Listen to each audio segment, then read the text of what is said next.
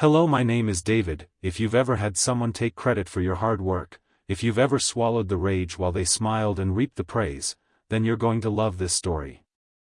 Hit that like button, subscribe, and get ready. Because today, justice gets served, in the most deliciously subtle way possible. So I've never been the loud one in the office. You know the type. I don't storm into meetings. I don't talk over people. I don't laugh loudly at my own jokes just to be heard. I just show up.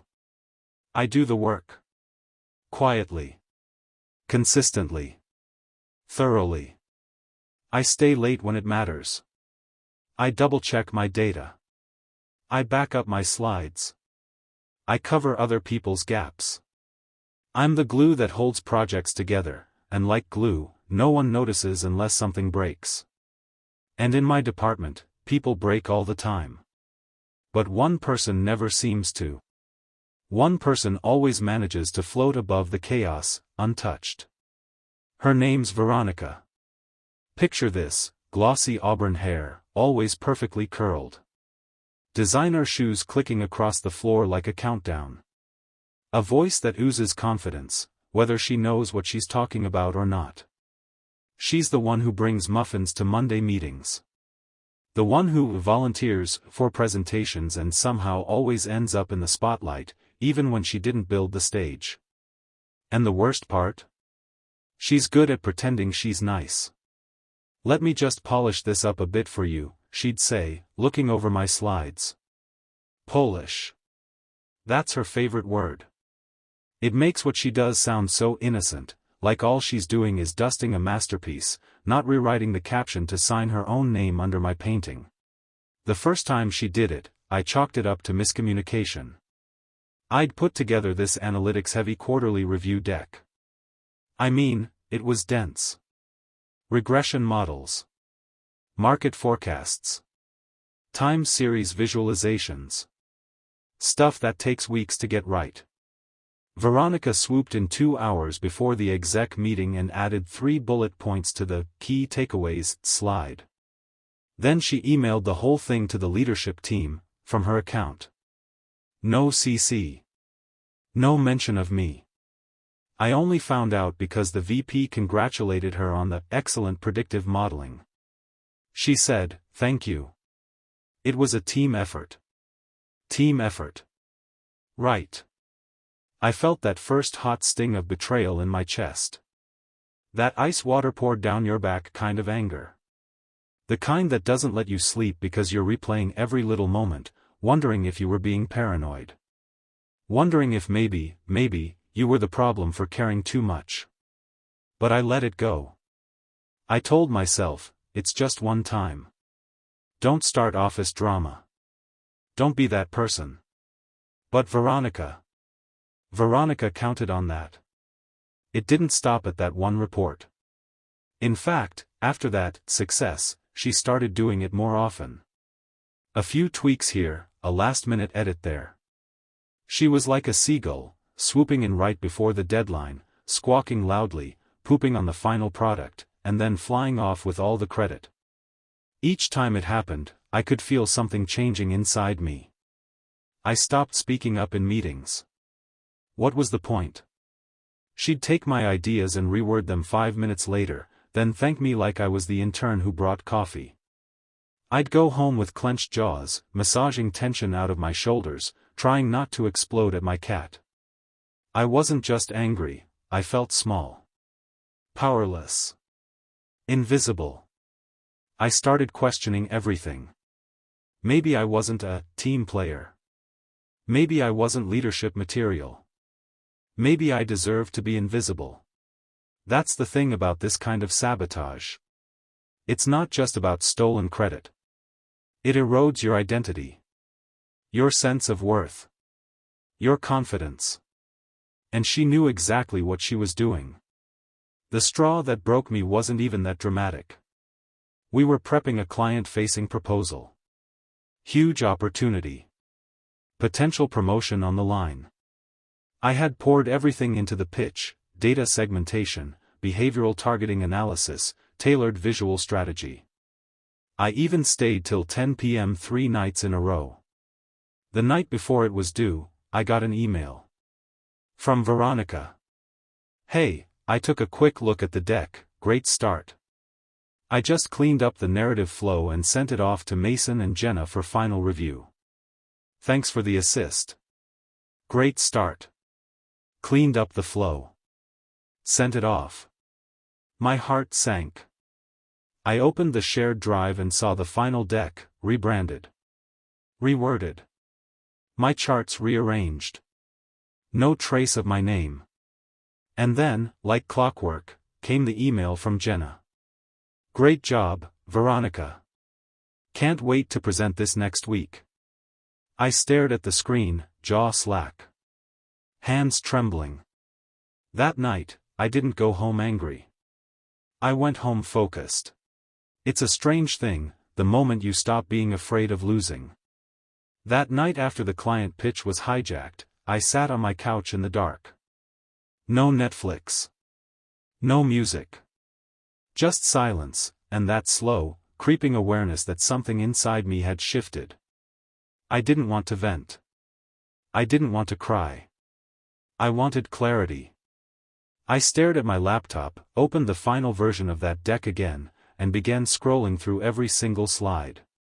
I knew this data like the back of my hand. Every pivot table. Every SQL query. Every Excel formula. Then I noticed something. Veronica had changed some of the copy.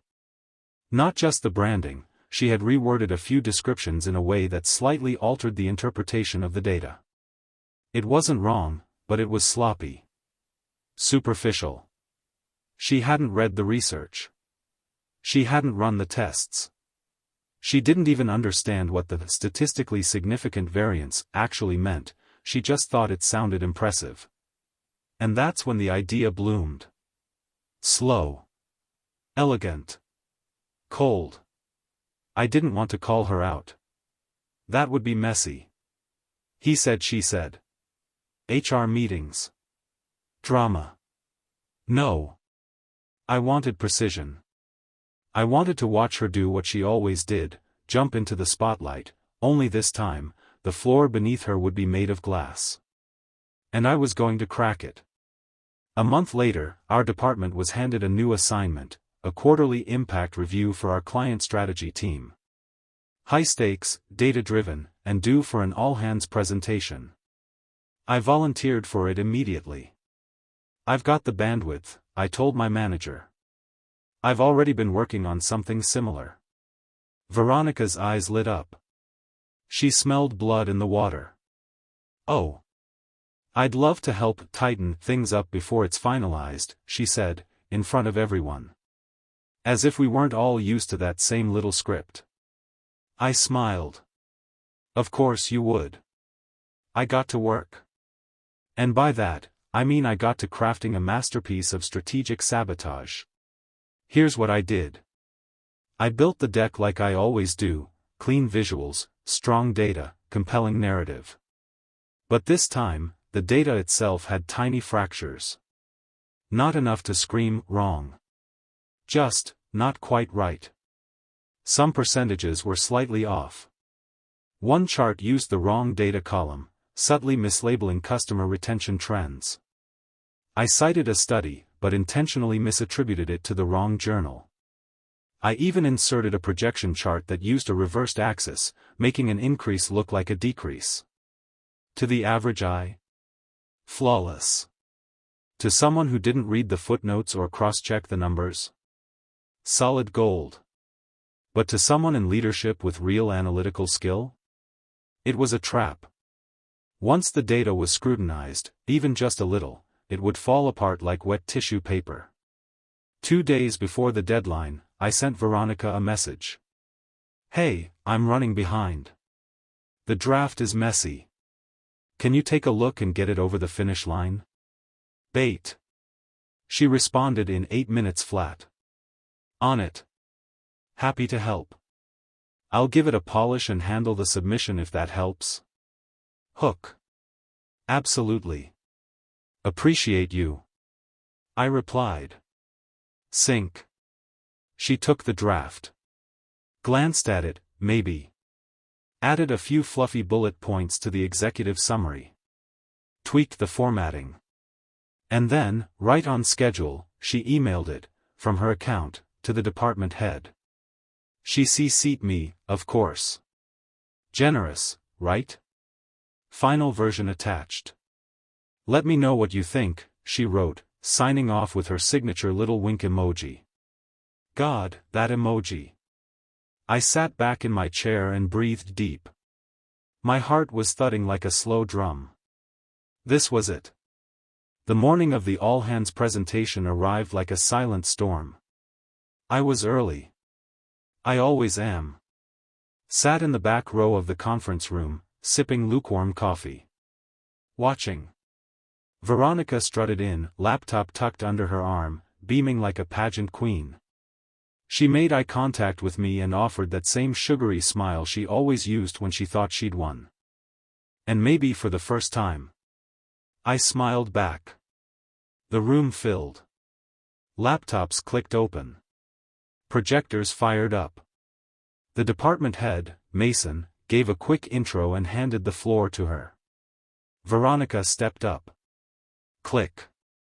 Slide 1, clean. Branded. Confident. She spoke with the ease of someone who'd never been questioned. Slide 2, stats overview. She quoted numbers like they were scripture. Slide 3, market projections. She smiled as she explained how retention had dropped 14%, when in reality, it had increased. Because I flipped the damn axis. Then. Slide 4. That's where the cracks began to show. Veronica was mid-sentence, painting a confident picture of quarterly impact. Her voice rang out crisp and polished. As you can see, there was a notable drop in retention from Q1 to Q2, about 14%, indicating a need to reevaluate our engagement protocols.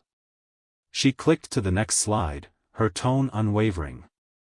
But then Mason, our department head, raised a hand. Hold on a second, he said, squinting at the screen. That doesn't match what I saw in our CRM reports this morning. Veronica blinked. Paused. Laughed softly. Oh. Maybe the data was updated? She clicked back. Mason leaned forward, eyes narrowing slightly. He pulled out his tablet and started tapping. What dataset did you use for this chart? Veronica hesitated. The one in the shared drive. The Q2 client impact poll. My heart was pounding. My fingers curled tightly around my coffee cup. Mason shook his head. That's not the right set. The Q2 folder was just for internal testing, some of the numbers were placeholders. And your chart's inverted. This slope. He pointed at the rising red line, is showing decline. That's not accurate. A tiny flicker of panic flitted across her face. She tried to recover. Oh. Right, sorry, I must've, maybe it's just the formatting. And this next chart, Mason said, already on the next slide, references a Journal of Strategic Analytics article. But I'm familiar with that publication. That study was actually published by the International Behavior Metrics Institute. Dead silence. She stared at the screen. The room was still. Cold. You could feel the tension start to tighten like a noose. Do you know what the R superscript 2 value was on that regression model? Mason asked. She opened her mouth. Closed it. Looked around. I think it was, 0.8. Mason raised an eyebrow. It was 0.47. That's a huge discrepancy.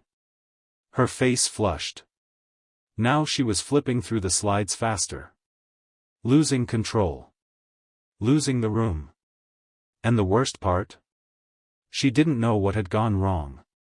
She thought she had done what she always did, sprinkled a little lipstick on a deck she didn't bother to understand. But this time, it was a bomb. She tried to hold the floor. Look, I'll go back and double-check some of these numbers. It's possible there were versioning issues or that the wrong file was. Mason cut her off, gently but firmly. I think we should pause here. That was it. That one sentence felt like a hammer. The meeting room was dead quiet. We'll regroup after a full data audit, Mason said. I want to make sure this department's outputs are accurate, especially when leadership is making decisions off them. He closed his tablet and stood. Meeting adjourned. And just like that, the lights dimmed. Laptops shut. Chairs scraped back. The room began to empty. I didn't move. Neither did she. She stood frozen at the front, clutching her laptop, staring at the blank projector screen. Everyone was too polite to say anything, but no one made eye contact with her either. Except me. As I passed, she turned toward me, eyes wide, almost pleading. Like she was searching my face for some kind of explanation. I gave her a soft smile. And kept walking. By the end of the week, I was asked to step in and assist with the reanalysis. Quietly. Discreetly. No public reprimand. No email apology. Just a behind-closed-doors correction. Mason called me into his office and said, in his usual measured tone. I should have looped you in earlier. I wasn't aware you weren't more directly involved. I nodded. Happy to help. Just want to make sure the team's outputs are sound. He nodded slowly, watching me for a moment longer than usual. I think he knew. Or at least, suspected. But he didn't ask. He just handed me the reins. Veronica never apologized. But she stopped polishing my work. She stopped volunteering for last-minute assignments. She stopped speaking to me, really. Whenever we passed in the hallway, she looked away. Her posture changed. Shrunk. Her laugh didn't echo as loud anymore. Her heels didn't click with quite the same rhythm. And you know what? That silence was the best apology I ever got. It's funny. People think revenge has to be loud. Dramatic. Explosive. But this? This wasn't a firework. It was a slow exhale. A reset. A quiet reminder to myself that I am not weak. I am not invisible. And I am not to be underestimated. Veronica's mistake wasn't just stealing credit. It was assuming I would never do anything about it. And honestly, she gave me the best gift she possibly could, a perfect opportunity to let her destroy herself. It's not about being cruel. I don't wish her harm. I just wanted the cycle to stop. And it did. Because after that meeting, after that single, perfectly placed trap, my name started to matter again. People started asking for my input. I wasn't just the data guy anymore. I was the person who got things right. And Veronica? Well, she still works in the department. But these days, her heels don't click quite so confidently. Sometimes, the best revenge is letting the truth speak for itself. If that story gave you chills, smash that like button and tell us in the comments, what's the most satisfying revenge you've ever seen in real life? And of course, don't forget to subscribe for more true stories just like this one. Justice served, one tale at a time.